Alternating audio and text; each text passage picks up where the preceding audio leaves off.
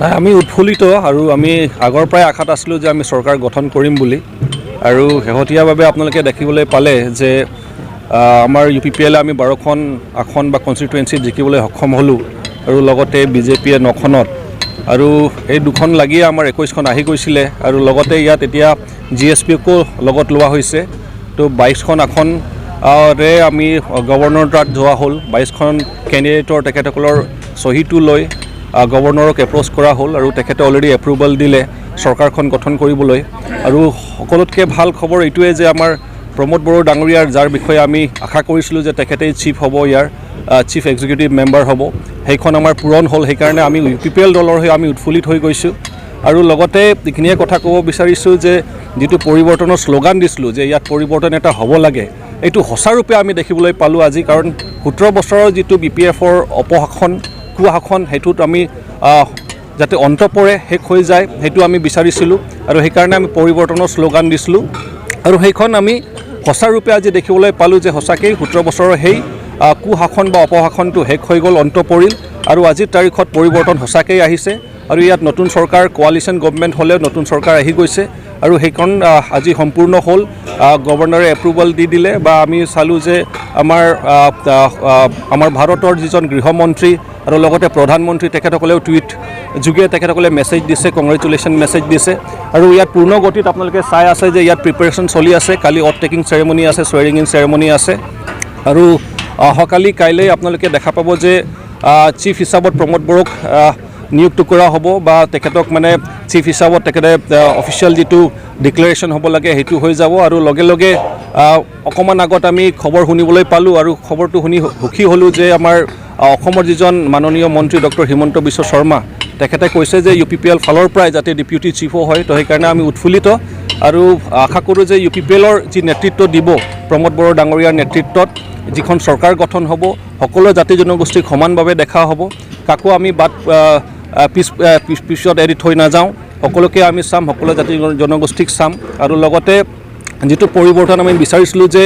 ইয়াত দুৰ্নীতি যাতে নহয় ইয়াত যাতে সকলোৱে শান্তি সম্প্ৰীতি এটা পৰিৱেশ যাতে পায় সকলোৰে যাতে উন্নতি হওক সেইখন অহা 5 বছৰত আপোনালোকে নিশ্চিতভাৱে দেখা পাব সেইটো আপোনালোকে খাটাং বা থিৰাং হৈ থাকক আৰু লগতে কাইলৈ যিটো প্ৰগ্ৰাম হ'ব অনুষ্ঠিত হ'ব সেইখন প্ৰগ্ৰামত আমাৰ অসম চৰকাৰ ফালৰ পৰা আমাৰ মাননীয় মুখ্যমন্ত্ৰী শ্ৰীযুত সৰ্বানন্দ সোণোৱাল ডাঙৰীয়া তেখেত উপস্থিত থাকিব আৰু লগতে আমাৰ মাননীয় মন্ত্ৰী ডক্টৰ হিমন্ত বিশ্ব শৰ্মা ডাঙৰীয়া তেখেত উপস্থিত থাকিব আমাৰ BJPৰ ফালৰ পৰা আমাৰ ষ্টেট ৰাজ্যিক প্ৰেছিডেণ্ট ৰঞ্জিত কুমাৰ দাস তেখেত উপস্থিত থাকিব আৰু লগতে আমাৰ MP বা আমাৰ BJPৰ জেনেৰেল ছেক্ৰেটাৰী শইকীয়া ডাঙৰীয়া তেখেত উপস্থিত থাকিব আৰু লগতে GSP হিচাপে আমাৰ নৱ কুমাৰ শৰণীয়া আমাৰ কোকৰাঝাৰৰ MP তেখেত উপস্থিত থাকিব আৰু আমাৰ UPPL দলৰ যিমান কেন্দ্ৰীয় বিষয়ববীয়াসকল সকলোৱে উপস্থিত থাকিব আৰু অহাকালিৰ কাৰ্যক্ৰমটো ভালে ভালে হ'ব বুলি আমি আশা কৰিছোঁ আৰু সকলোকে আহ্বান জনাইছোঁ যাতে সুকলমে পাৰ হওক এইখন ভাল এটা মানে যিটো প্ৰগ্ৰাম এটা অনুষ্ঠিত হ'বলৈ গৈ আছে সেইটো ভালে পাৰ হৈ যাওক আৰু সকলো ৰাইজক আমি ধন্যবাদ জ্ঞাপন কৰিব বিচাৰিছোঁ আপোনালোকৰ জৰিয়তে যে আপোনালোকে আমাৰ ওপৰত যিটো আস্থা বা UPPL দলৰ ওপৰত বা যিকেইটা কোৱালিশ্যন গভৰ্ণমেণ্টত আহিছে সকলো ৰাজনৈতিক দলক আপোনালোকে যিটো আস্থা এটা প্ৰকাশ কৰিলে আমাক সমৰ্থন জনালে সেইটোৰ বাবে আপোনালোকে এইটো সম্ভৱ কৰিব পাৰিলে যে ইয়াত পৰিৱৰ্তন আহিব লাগে আৰু আজি সেইটো নিশ্চিতভাৱে আমি দেখা পালোঁ অহাকালি ফৰ্মালি বা অফিচিয়েলি সেইখিনি মানে কমপ্লিট প্ৰচেছটো কমপ্লিট হৈ যাব এই মুহূৰ্তলৈকে BTCৰ প্ৰাক্তন চিফ হাগ্ৰামা মহিলাৰ তেখেতে কৈ আছে যে চৰকাৰে অলপে BPFL বনাব বুলি কৈ আছে নাই এতিয়া কথাটো হ'ল যে চৰকাৰ বনাবলৈ 21 জন লাগে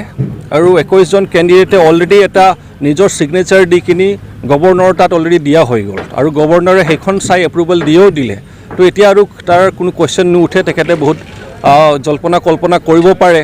কিন্তু সেইখন ছাকচেছ নহ'ব কাৰণ অলৰেডি সকলোৱে মানে BJP আৰু ধৰক UPPL মিলিয়ে 21খন অলৰেডি আসন হৈ গৈছিল এতিয়া GSPও আহি গ'ল 22খন হৈ গ'ল তো ইয়াত প্ৰশ্নই নুঠে যে বেলেগে এতিয়া চৰকাৰ গঠন কৰিব পাৰিব বুলি কাৰণ চব একফলীয় হৈ গ'ল তেখেতে অকলশৰীয়া হৈ গ'ল আৰু আমি শুনিব পাৰিলোঁ যে কংগ্ৰেছ AIUDFৰ যিজন প্ৰাৰ্থী আছিলে শ্ৰীৰামপুৰ সমষ্টিৰ পৰা জিকি আহিছিলে তেখেতেও এতিয়া লাইনত আছে বা ইফালেই আছে তো এতিয়া BPF অকলশৰীয়া হৈ গৈছে তেখেতসকলে কেতিয়াও ইয়াত চৰকাৰ গঠন কৰিব নোৱাৰে সেইটো নিশ্চিত হৈ গৈছে আৰু অফিচিয়েলি অলৰেডি এপ্ৰুভেল যিহেতু আমাৰ মাননীয় মুখ্যমন্ত্ৰী ডাঙৰীয়া তেখেতে অলৰেডি মানে অফিচিয়েলি ঘোষণাও কৰি দিলে আমি এপ্ৰুভেলটো গভৰ্ণৰ ফালৰ পৰাও আমি পাই গ'লোঁ সেইকাৰণে কোনো ইয়াত সন্দেহ নাই যে UPPL লেড গভৰ্ণমেণ্ট ইয়াত ফৰ্ম হ'ব UPPL BJP আৰু GSP মিলি আমাৰ কোৱালিশ্যন গভৰ্ণমেণ্ট ফৰ্ম হ'ব